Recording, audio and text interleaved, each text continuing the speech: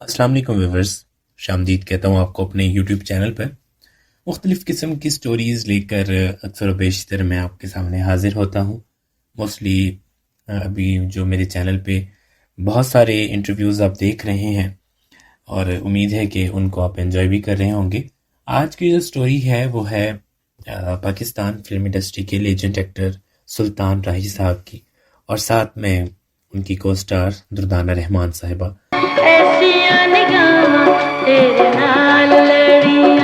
दुर्दाना रहमान साहिबा के साथ बहुत अच्छे ताल्लुकात हैं, तो उन्हीं की तरफ से ये स्टोरीज़ बताई गई हैं। तो मैंने सोचा कि क्यों ना जो मेरे व्यूवर्स हैं, जिनको पता नहीं है, जिनको मालूम नहीं है, उनके साथ भी ये स्टोरीज़ को शेयर किया जाए।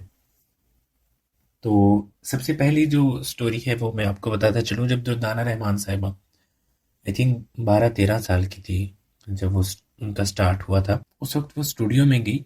ये था शाहनूर स्टूडियो। जब वो स्टूडियो गई तो उन्होंने देखा कि वहाँ पर आलिया बेगम, सुल्तान राही साहब, बहुत सारे डायरेक्टर्स, प्रोड्यूसर्स और भी बहुत सारे एक्टर्स मौजूद थे। दुर्दाना रहमान साहिबा की वालदा इनके साथ हमेशा हुआ करती थी, वो भी उनके साथ थी। जब दुर्दाना रहमान साहिबा और उनकी वालदा स्टूडियो में गए तो सुल्तान राही साहब ने जब देखा उनको आते हुए तो उन्होंने उठ के खड़े हो गए और उन्होंने चेयर छोड़ दी। दुर्दाना रहमान साहिबा का कहना था कि वो इधर उधर देखने लग गई कि ऐसे कौन से बड़े आर्टिस्ट आए हैं जिनके लिए सुल्तान राही साहब जैसे मंझे हुए आर्टिस्ट ने चेयर छोड़ दी।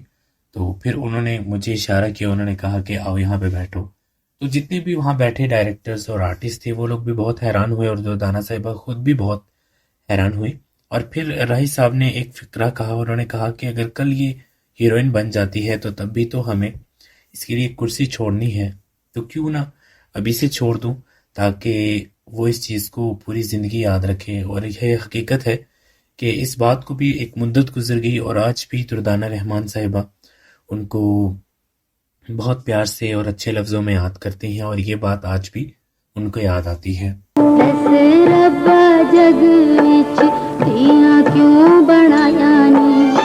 इसके अलावा एक इनकी स्टोरी थी कि जब ये कराची जा रही थी, वीज़ा दुबई का फिल्म थी, और उस फिल्म में जो है जो बड़े आर्टिस्ट थे, जो बहुत नामवर आर्टिस्ट थे, वो फर्स्ट क्लास में थे और जो दूसरे आर्टिस्ट थे वो इकोनॉमी क्लास में थे। तब राही साहब ने दुर्दाना रहमान साहिबा को कहा कि आप हमारे पास आके बैठ जाएं, इनको और इनकी वालदा को। तो उस वक्त जो प्रोड्यूसर्स थे या डायरेक्टर थे, उन्होंने ये कहा कि नहीं, इनका जो है ये दूसरी सीट पे जाकर बैठेंगे। तो राही साहब ने कहा क्यों, ये यहीं पे बैठेंगे। तो राही साहब ने जो अपनी सीट थी वो उनको और उनकी वालदा को दे दी। उन्होंने कहा मैं और जो मेरे सेक्रेटरी हैं, हम लोग जहाँ पे दुर्दाना साहिबा वाली सीट थी वहाँ पर जाकर बैठेंगे। तो ये भी एक बहुत खूबसूरत बात थी जो कि मैंने सोचा कि आपके साथ शेयर की जाए। फिर इसी फिल्म की शूटिंग पे राही साहब शरारतें भी बहुत किया करते थे। तो दुर्दाना साहिबा ने भी बताया कि राही साहब बहुत ज़्यादा शरारतें करते थे। उन्होंने ऐसा किया कि वो जो गम होता है जिससे मूछें वगैरह चिपकाया करते थे, वो उस गम के साथ, वो आप जानते होंगे कि एक सीप होती है दरिया समंदर में, वो होती है सीप, मोस्टली वहीं पे वो पाई जाती है। तो वो उनको मिली तो उन्होंने क्या किया, दुर्दाना साहिबा के कान पे गम लगा के तो राही साहब ने वो उनके कान के ऊपर लगा दी। राही साहब को शुरू शुरू में तो ये मजाक लग रहा था, पर बाद में वो उतरा ही नहीं। इस पर फिर दुर्दाना साहिबा ने रोना भी शुरू कर दिया। मतलब थी तो ये शरारत, पर बाद में फिर ये काफ़ी ज़्यादा उनके लिए प्रॉब्लम हो गई और फिर उन्होंने जो शूटिंग भी इसी में की क्योंकि वो उतर नहीं रही थी। और फिर एक वीक तक वो उनके कान के ऊपर लगी रही और उस वक्त उनके जो बाल थे वो कान के ऊपर थे, तो इसीलिए फील नहीं हुआ फिल्म में। तो इस तरह की छोटी छोटी शरारतें अक्सर औकात जो है राही साहब क्या करते थे। दुर्दाना साहिबा ने बहुत सारे कैरेक्टर्स प्ले किए उनके साथ, राही साहब के साथ। उसमें अनोखा दाज एक फिल्म थी, उसमें इन्होंने इनकी बहन का किरदार अदा किया था। फिर बागी शेर फिल्म में इनकी हीरोइन आई थी। फिर इसके अलावा इन्होंने बहुत सारी फिल्मों में काम किया। कुदरत फिल्म है, उसमें भी इन्होंने इनके साथ काम किया एज ए हीरोइन, सुल्तान राही साहब के साथ। और इसके अलावा और बहुत सारी ऐसी फिल्में हैं जिसमें इन्होंने एक दूसरे के साथ काम किया। कुछ में इनकी हीरोइन होती थी, कुछ में इनका पेयर किसी दूसरे आर्टिस्ट के साथ हुआ करता था। इसके अलावा दुर्दाना साहिबा बताती हैं कि जब वो इस्लामाबाद जाते थे तो वहाँ पर मियाँ जी की दाल बहुत ज़्यादा पॉपुलर हुआ करती थी।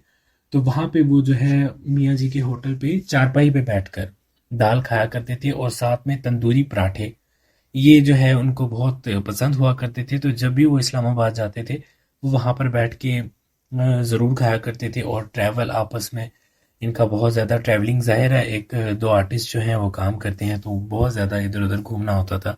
रास्ते में बहुत सारी खुशगवार लम्हात होते थे, बहुत सारी खूबसूरत बातें होती थी। फिल्म इंडस्ट्री तो हकीकत में देखा जाए तो पहले थी, अब तो खैर कुछ भी नहीं रह गया। जो हमारे माजी के जो फनकार हैं जो उन्होंने काम किया, मेरे अंदाजे में वो आने वाली सदी तक भी वो मेयार दोबारा नहीं आ सकता। बहरहाल अल्लाह पाक दुर्दाना साहिबा को लंबी ज़िंदगी दें और सुल्तान राही साहब को जवार रहमत में जगह दें, आमीन सुम्मा आमीन। आपको ये स्टोरीज कैसी लगी कमेंट्स के ज़रिए अपनी राय से ज़रूर आगाह कीजिएगा। सुल्तान राही साहब और दुर्दाना रहमान साहिबा की कौन सी मुश्तरका फ़िल्म आपने देखी, वो भी ज़रूर कमेंट कीजिएगा। मुझे इजाज़त दें, नेक्स्ट वीडियो तक अल्लाह हाफिज़।